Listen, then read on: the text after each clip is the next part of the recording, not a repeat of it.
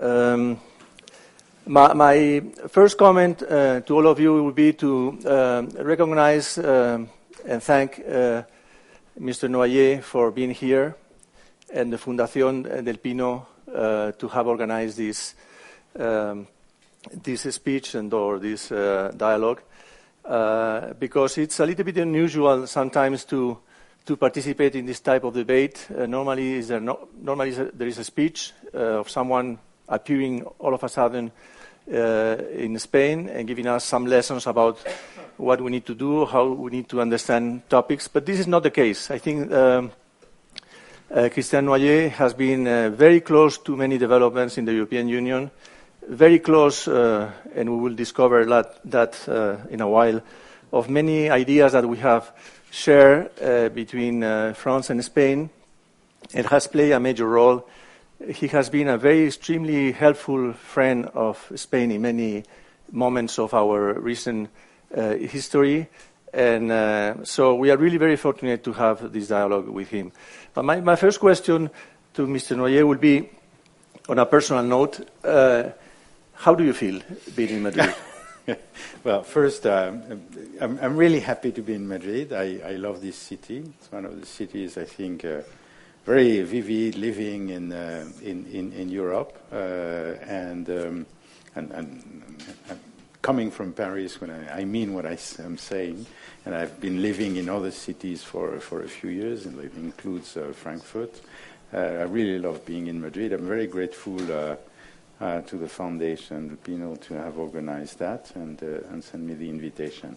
Now, my feeling is also that we are probably at a key moment for Europe, for the European Union, for the area. Why? Because, well, first we have to face the likely exit of the United Kingdom. The first time that we have a country leaving the EU. It could be seen as a drawback for the European construction.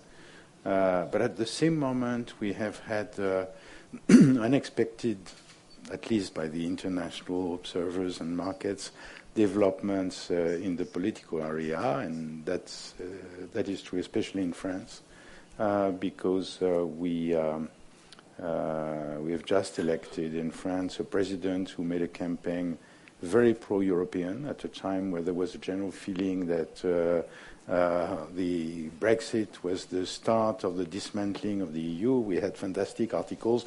By the way, the same who wrote in 1998 that the euro will never come to light, and that if it ever came to light, it would be a total disaster.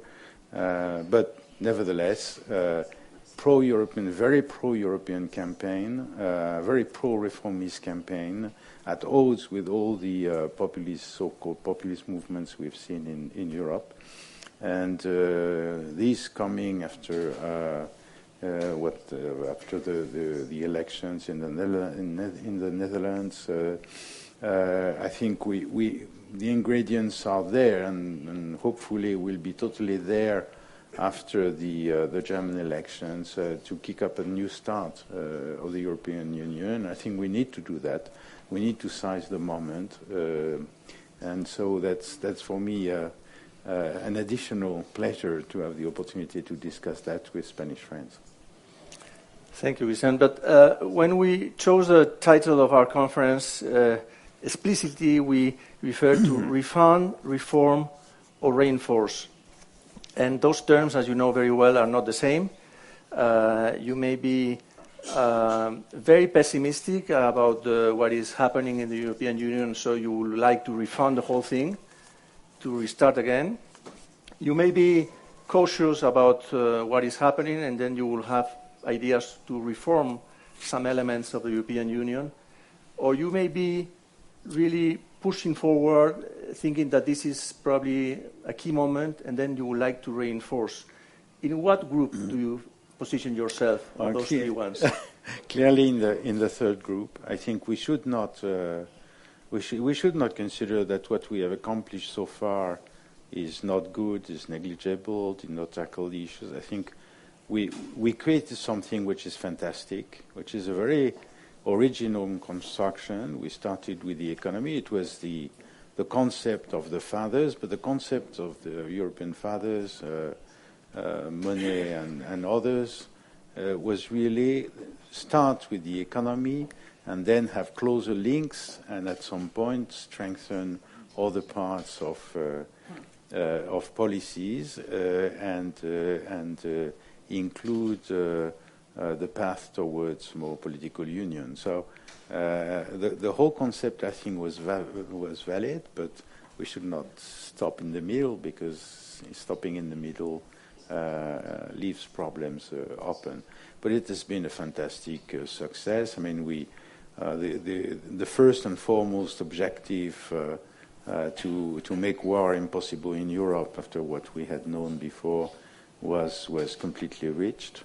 To make Europe a prosperous continent was, I think, achieved to a large extent. But then we had, during the last decades and years, probably the sentiment, and that we must admit it was exacerbated by the euro, simply because the euro gave the comfort of feeling that we did not need to continue making efforts, reforming, paying attention to the evolution of cost, etc. And I remember Jean-Claude Trichet used to go, when he was president of the ECB, used to go at the invitation of finance ministers to the Eurogroup every month. And every month he was absolutely loving graphs. So he was every month taking a graph and showing that the evolution of unit labor cost was such that we were going full speed into the wall. And no one was listening to him, because thought, well, what's the problem? Everything's well. And during 10 years, everything went well. And in the end, we know that we had a problem there. So we have to pay attention to real economy evolutions. We have to coordinate economic policies, and not only budget policies, not only fiscal policies, by the way. It's wider than that. And to do that, we need to continue to build things. But also what we have achieved, and I'll be short there, but what we have achieved after the crisis, to my view, is astonishing. I mean, we've been able to build a sizable fund in a few years. At the same time, we restructure the monitoring of policies, fiscal and normally structural and economic policies in general. We built a banking union, even if it is not totally finished. But we created so many things that normally take years and years in the course of 3-4 years. And that shows that when there is the willingness to move ahead, we're able to accomplish incredible things in a short time frame. Yeah, but we built a fantastic project, but some key members want to leave. And that takes us to the Brexit, and then how you fit Brexit in all that? Well, in a way, I'm trying to distance myself a little bit.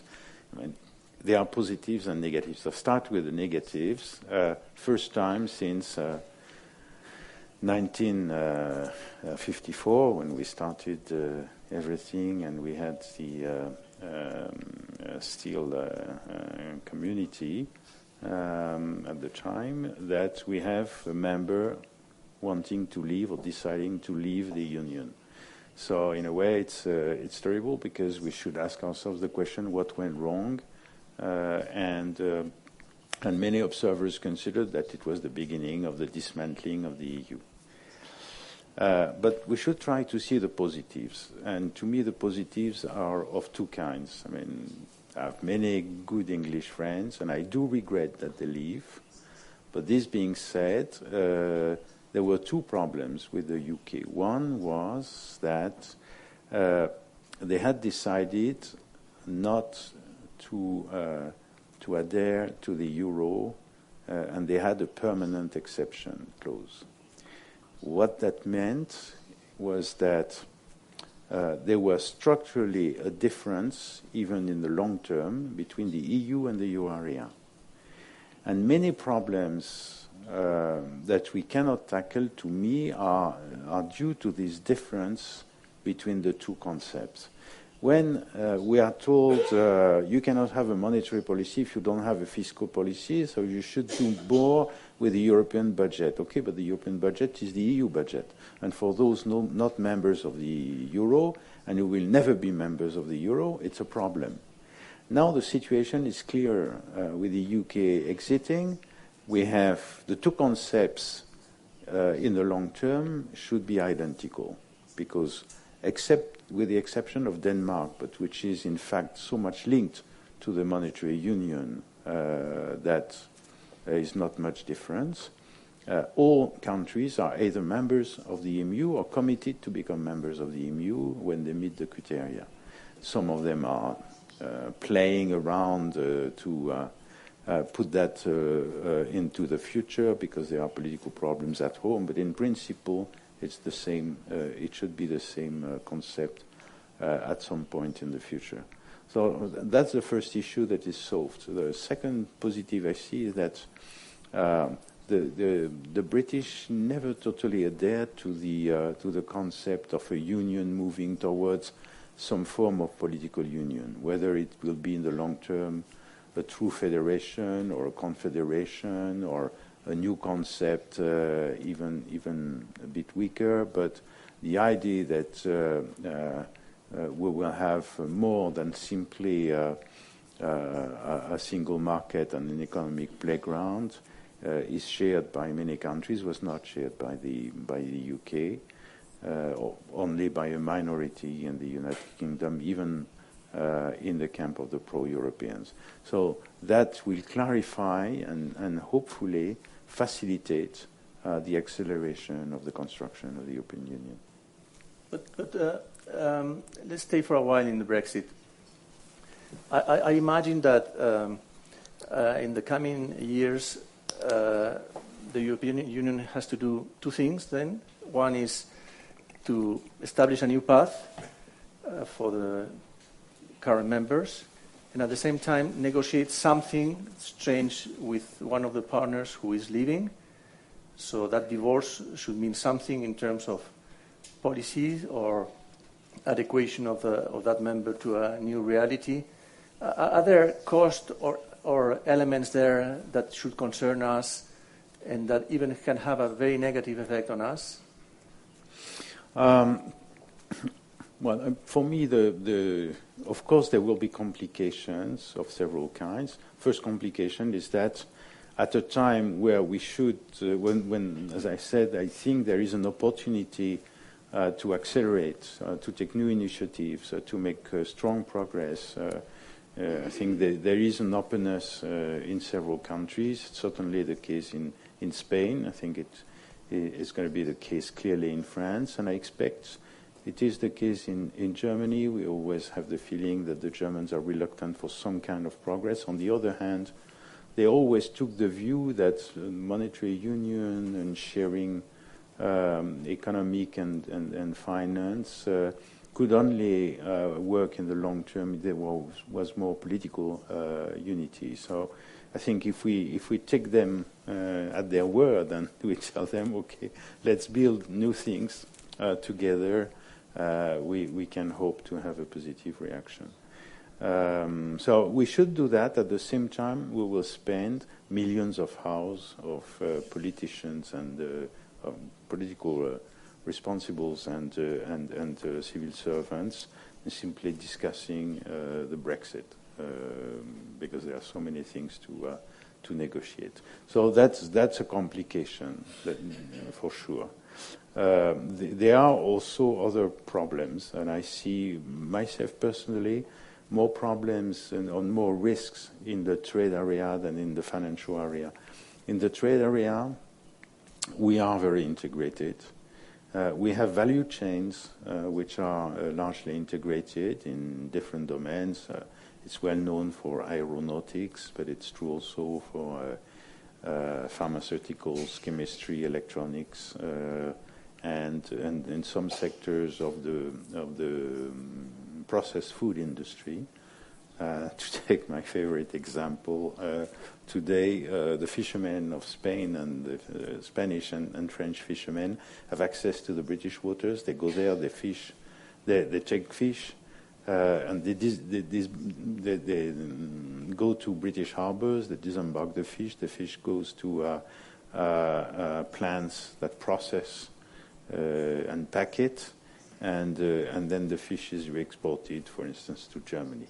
So if tomorrow the fishermen of our two countries lose access to the British waters, then they have a problem. They lose their jobs, but the workers in the food industry in the UK lose their jobs too, and the customers in Germany don't get the fish. So we clearly see that we need to agree to maintain that, at least in a transition period.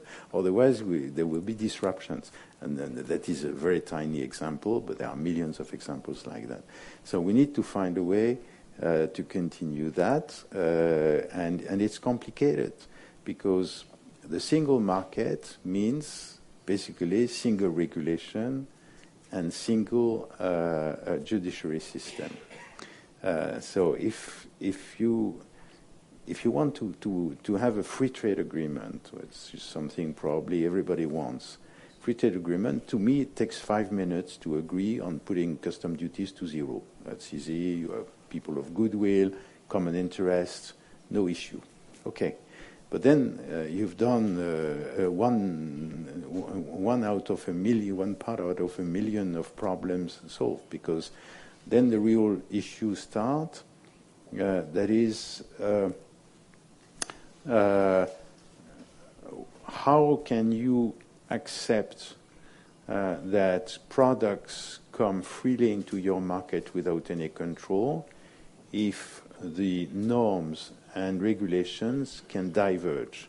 For instance, today the pharmaceutical regulations are the same in the UK. Nobody knows what they will be in 10 years or 20 years from now, and the same for the EU. Can we agree in a free trade agreement that even in 20 years the pharmaceuticals can come, whatever is the regulation in the UK? No. So we need a process to follow the divergence of regulations, if that happens, and to define what are the products that can continue to enter freely without control. How do we ensure that without controls there is no import of products that would not be on the list of things that are admitted freely?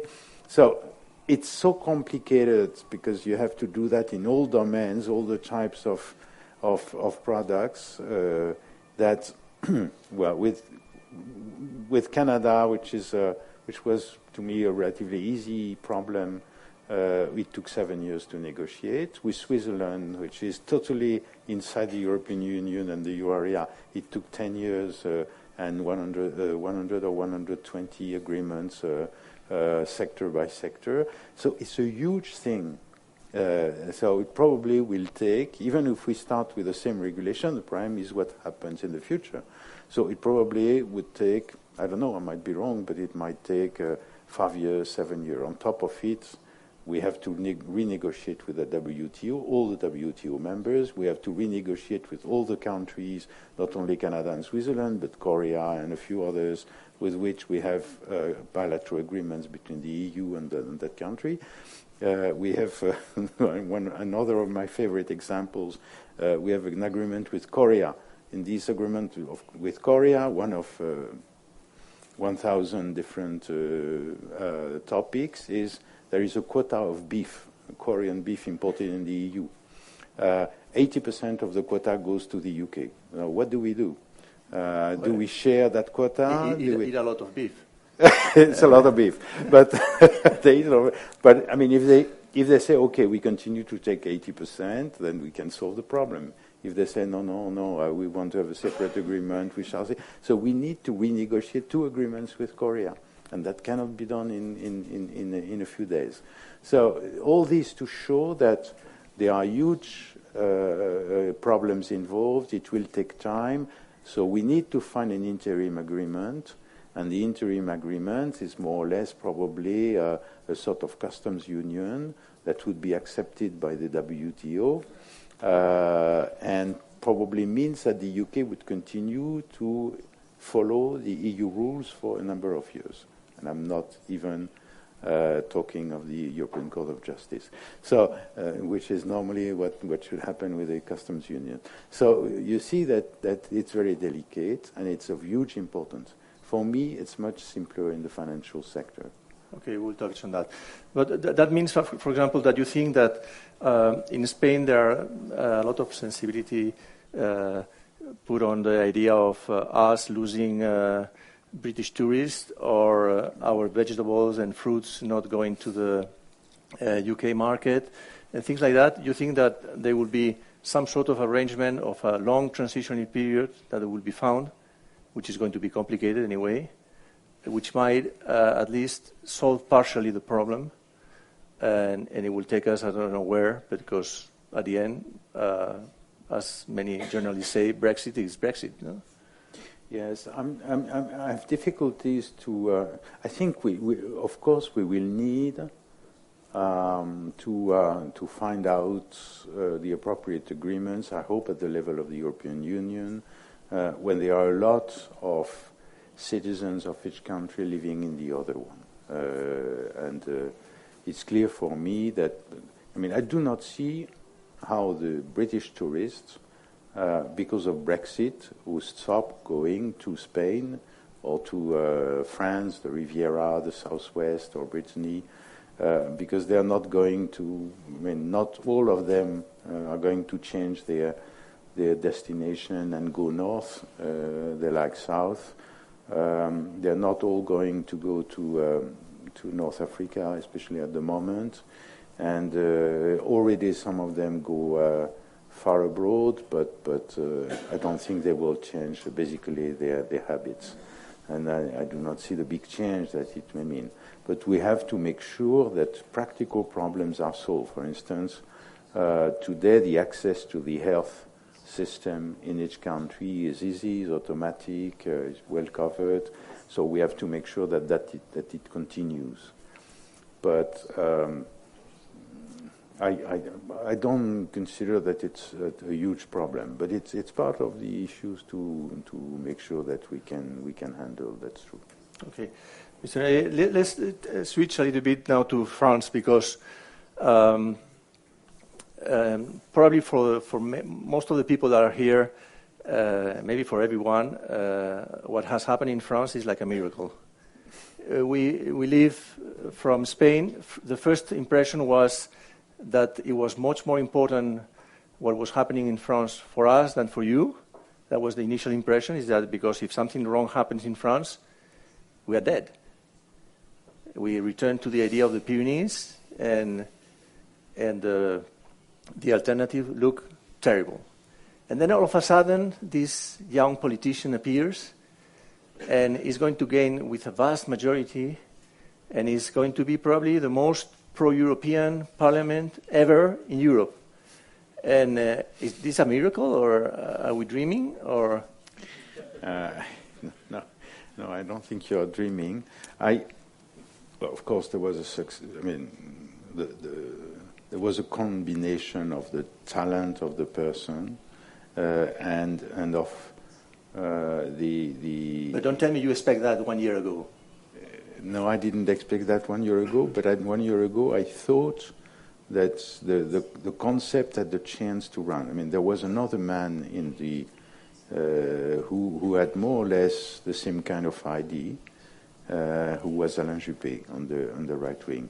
And the concept was the following, that Macron used beautifully, superbly. The idea was we have been unable to make a series of strong reforms in an organized way. We always did small reforms, bit by bit, and sometimes we were reversing that or going in the wrong directions. Why? Because of this fight between the right wing and the left wing, and even the moderate on the right or on the left felt obliged to fight the reforms proposed by the other side.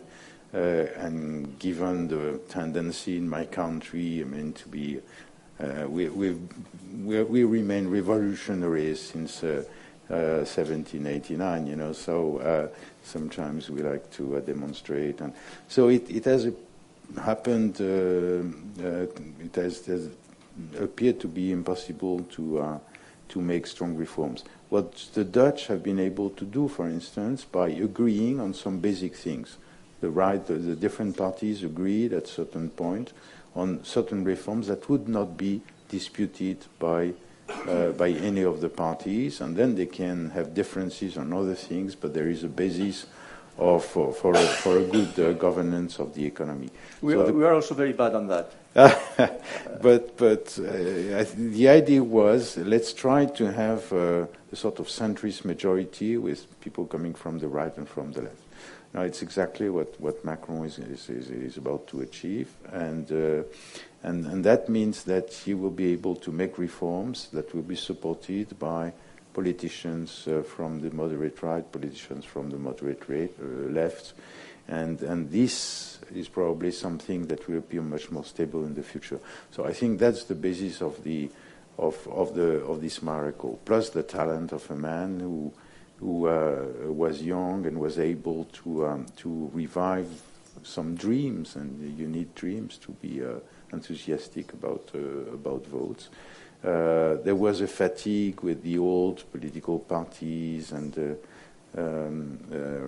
responsibles who had been there for many years, and I mean, coming with a new generation, pushing a new generation with the two sensitivities to work together to achieve reforms, that was strongly approved by the general public. But he has been voted majority with two elements. One is Europe. Yes. You even say Europe protect us. It's fantastic. You're right. And then reforms. Yeah, he was elected being strongly pro-European and strongly pro-reforms. So it's something that we could hardly dream of such a victory.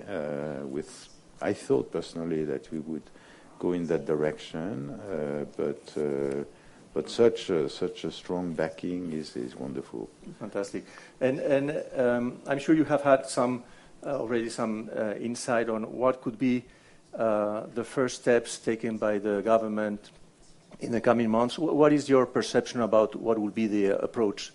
Well, it's very early, but no. The concept is relatively clear and well explained. The idea is, during the first 3 months after the parliamentary elections, that will be finished next Sunday, first 3 months or 4 months, we make the labor market reforms, essentially. And 3 months thereafter, that is the fall until December, because it's the time where we design the budget policy for next year and the social security budget for next year, that will be the time to change and to reform as far as possible the tax regime to make it more business friendly. So normally in 6 months or so, 6-7 months, the bulk of reforms will be done, and since it should end just after the German elections, my view is that in next December, having finished that, we can now, with other countries willing to push ahead, propose to Germany, which will have finished its electoral cycle, to move ahead and try to design new policies for Europe. So, having regained the credibility that Spain regained, I think, when it made strong reforms of the labor market, and is rewarded now with a remarkable rate of growth, and we clearly see that growth potential in Spain has been changed by the reforms already done. Probably other things can be designed also, like in all countries, and that includes Germany, by the way. But still, we should have a chance by the end of the year to kick up a new start. Which is fantastic, because when we started 2017, there were gloomy days, and everybody was really pessimistic on that. But let's turn back to other European issues, and I want to touch a little bit on monetary and banking union policies and also institutions. The sentiment that most of the people, maybe without knowing all the details, is that we are far away from a European single market. We are far away even from a really European banking union. But you were commenting at the beginning that, no, that's not true. We have done a fantastic job in only a few years, and the worst years of the crisis. Can we develop a little bit what has been those main elements that are in place that could probably help us to create that complete European banking union? Well, first, I think the first few years of the euro, the first 10 years of the euro, were worked extremely well. We created a unified monetary area. We had a unified money market, and things went extremely well. I think there were two drawbacks. First, that we did not look at the divergence of economic policies, cost structures, etc. So therefore, the second episode of the crisis. But maybe more paradoxically, the combination of the single market rules and of the euro has led the banks in particular, but not only the banks, also the asset managers and the insurance companies to a certain extent, but mostly the banks or the investment banks, to consider that, after all, having only one currency meant that you didn't need to have a trading room in Frankfurt, another one in Paris, another one in Madrid, another one in Milano, etc., etc. So why not have just one? And since you had the single market, you could have that in London.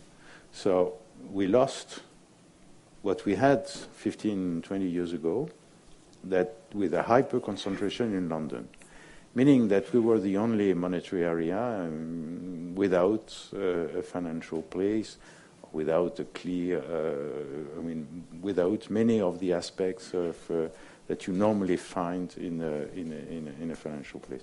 So we have been able to tackle with the primes of the crisis, but we still had that issue.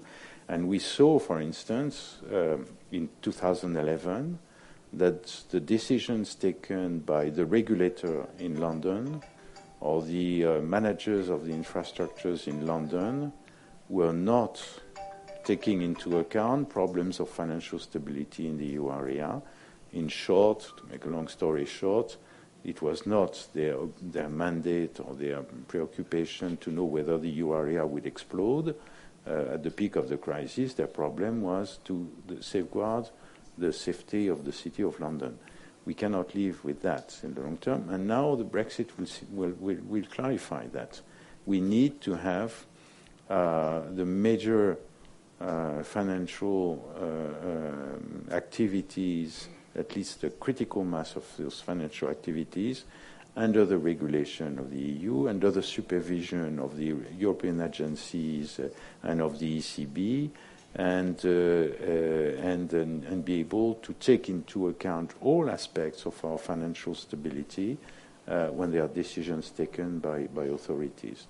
So from that standpoint, I think the Brexit has also an advantage. It will bring back, it's not a question of only picking jobs from London and putting them somewhere else, but it's a question really of the balance of responsibilities and the capacity to maintain financial stability fully especially in the EU area.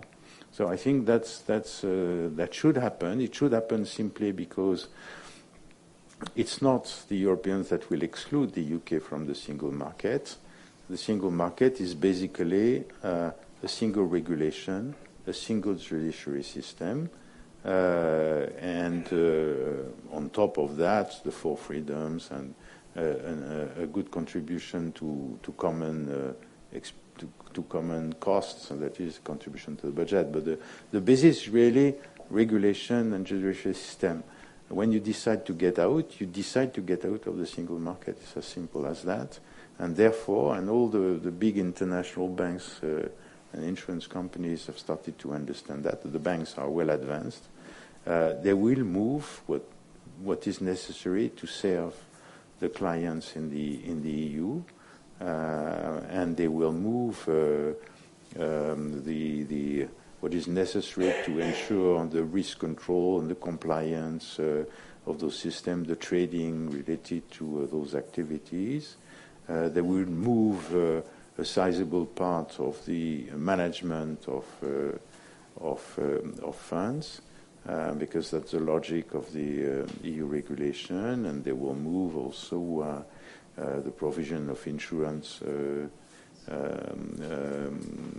a large extent to the European Union. So we will see a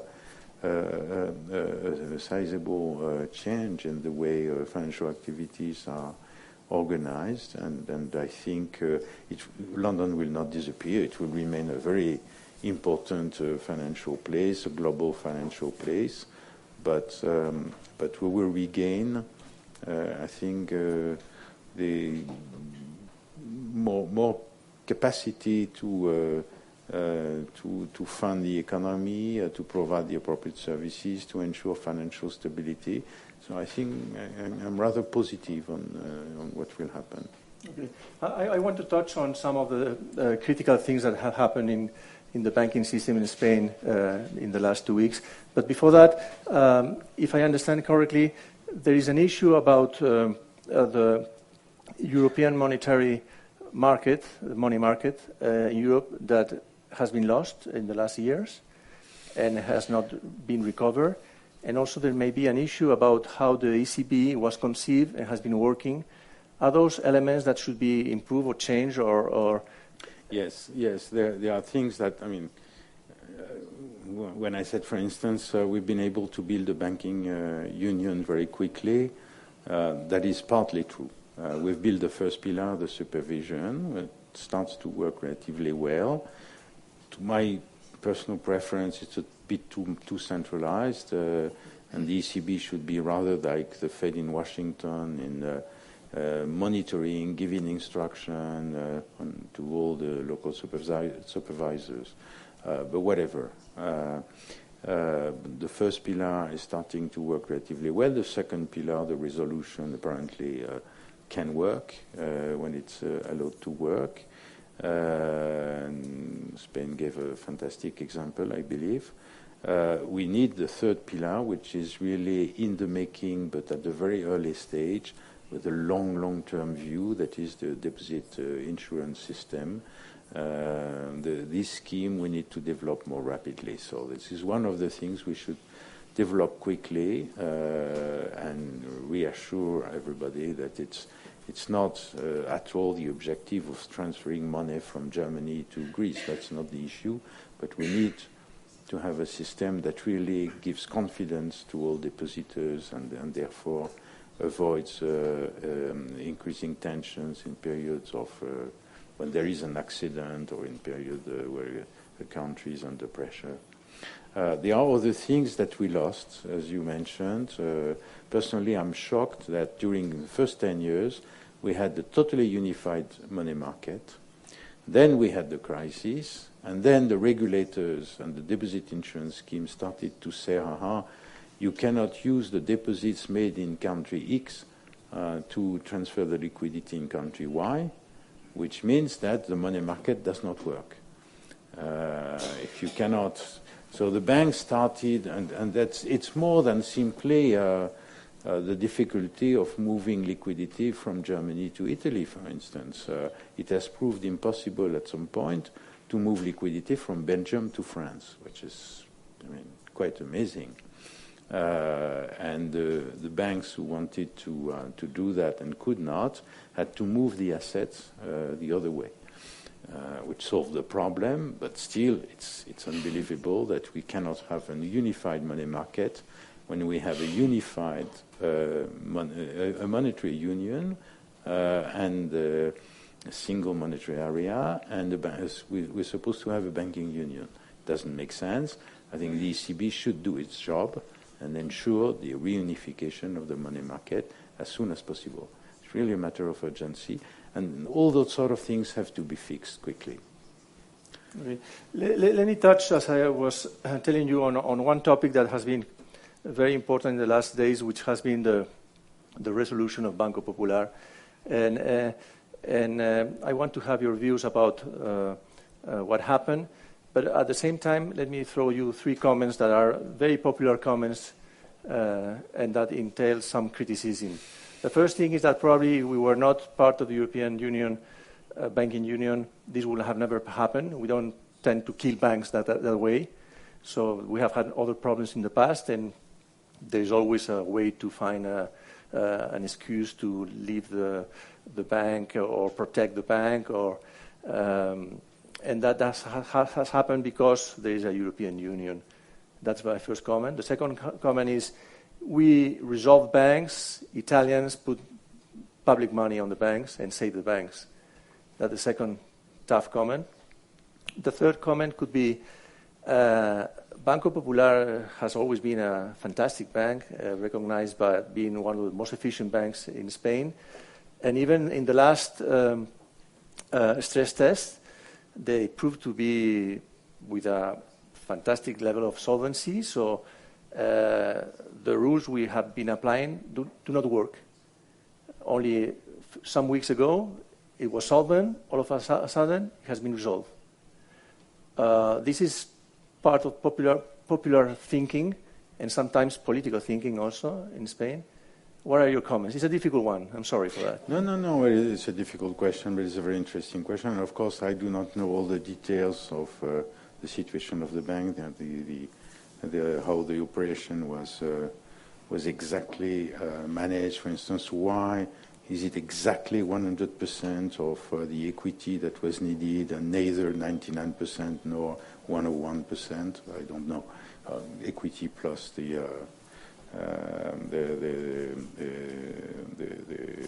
quasi-owned funds. But this being said, for instance, the COCOs, etc. But this being said, I think, yes, probably there was such a habit to support the banks, but there was a reaction worldwide. We do not want to see public money, the taxpayers' money involved in saving the banks anymore. So we needed to have a system. The system cannot be you let the bank in bankruptcy, and then the depositors lose their money, or you have only as a safety net the deposit guarantee scheme, but all the other deposits are lost. There must be a way to reorganize the bank and save all deposits if possible, and even the normal lending by simply restructuring the bank, selling the bank, maybe dividing the bank, but it should be feasible, or in some cases it could restart if it's a limited problem. So I think it's a success of this policy. Now, why wasn't it imposed in Italy? I think it should have been imposed in Italy. A problem they had was that there was mis-selling of equity as if it had been secured bonds or deposits to small depositors, small clients, and they had the fear of imposing something that would not be, that would have been the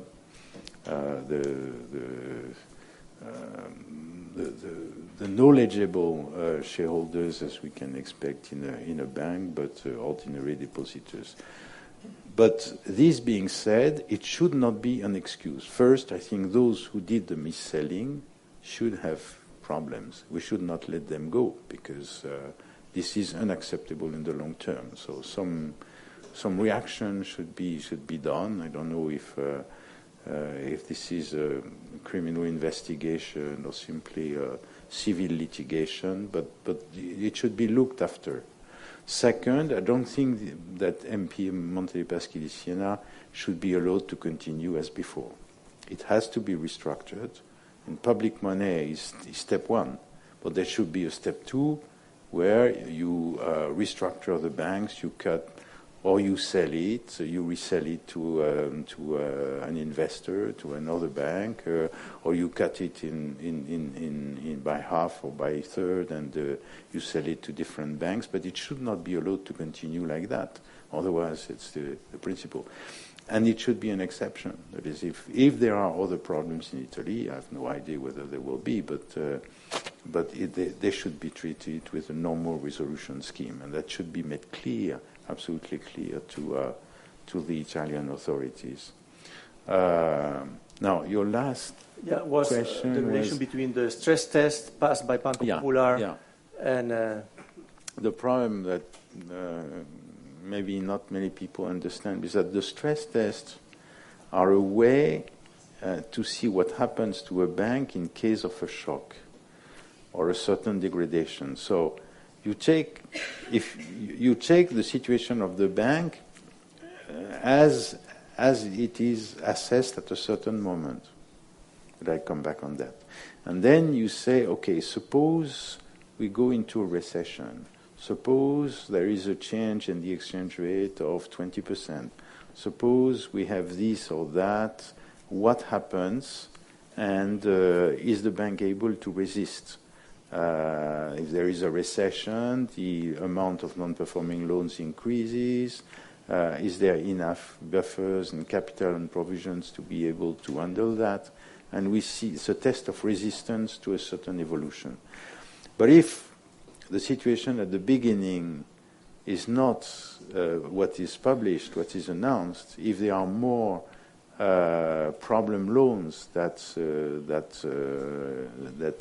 shown to analysts, then the stress test is not a proof that you will never fail. It's simply it can only say what it can say. So, was there an issue of assessment of the portfolios, or were there mistakes? Probably there were mistakes of management done, and the situation in a bank can move very quickly. We should never forget that the quality of the balance sheet does not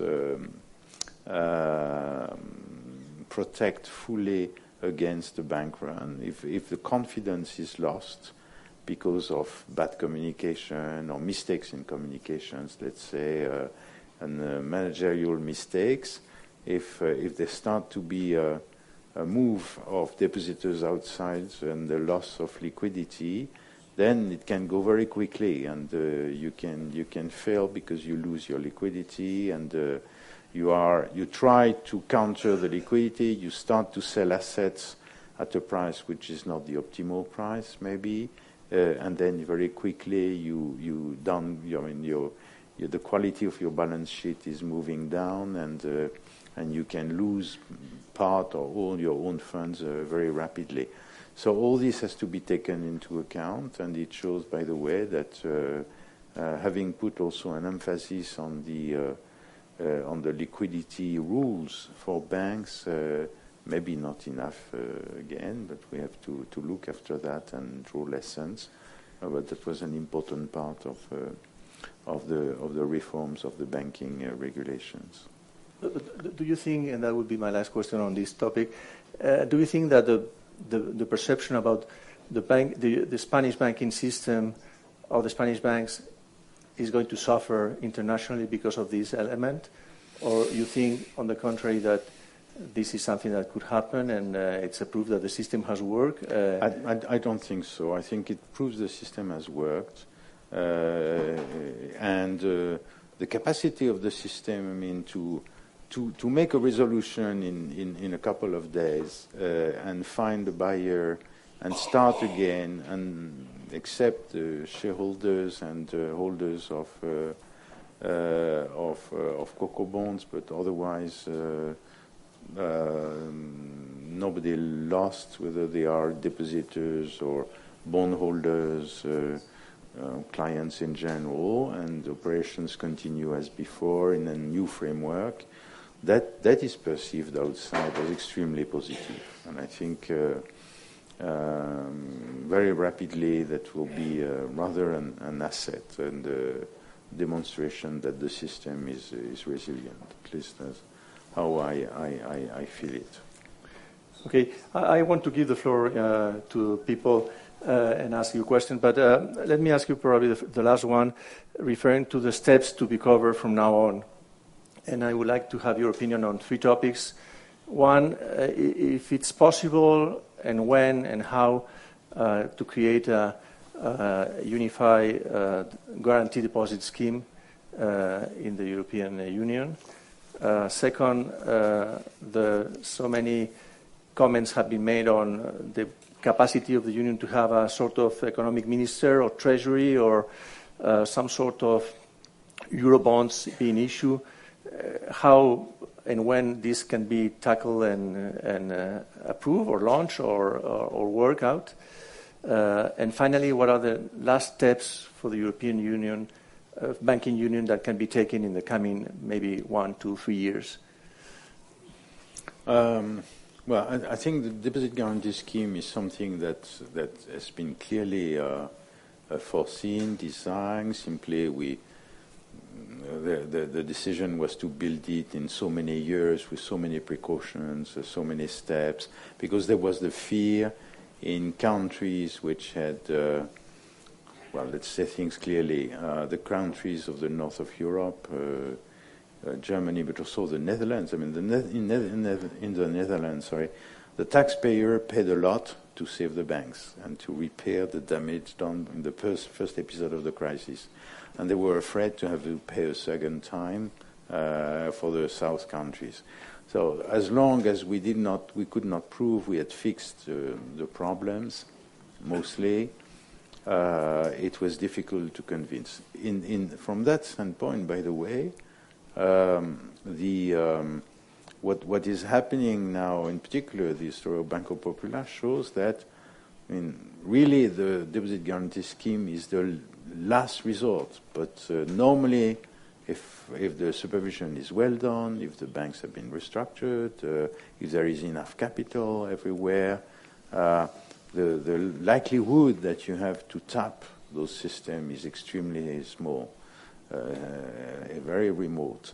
So I hope we can accelerate that. And once again, it's one of the things I think we should try to move again when we restart discussions, say December, January, after the German elections. On the well, that's for the banking union mostly. That was your last question. Yeah. Next step for the banking union. This may be probably the.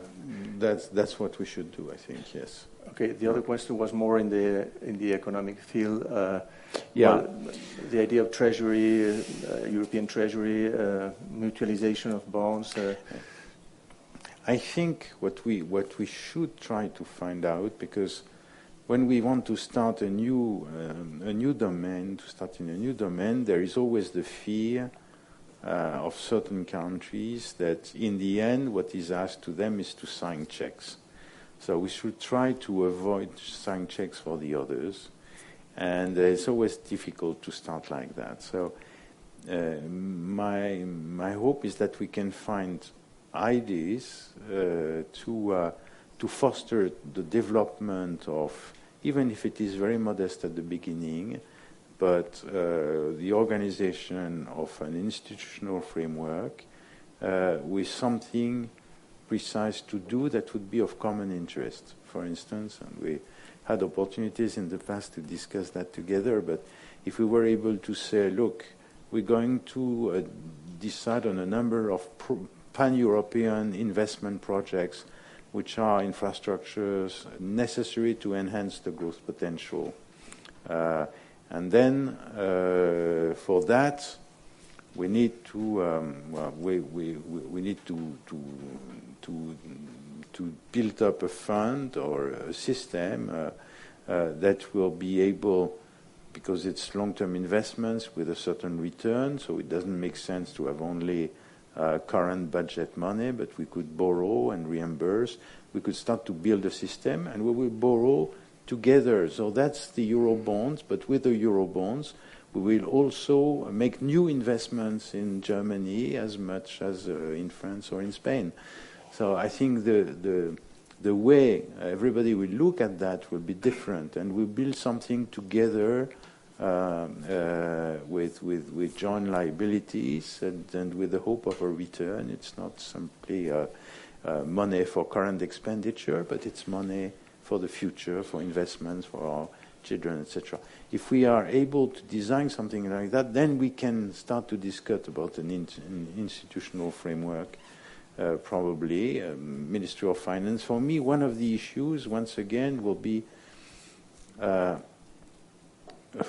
where do we do that? Is it the EU or is it the EU area? What do we want to enhance?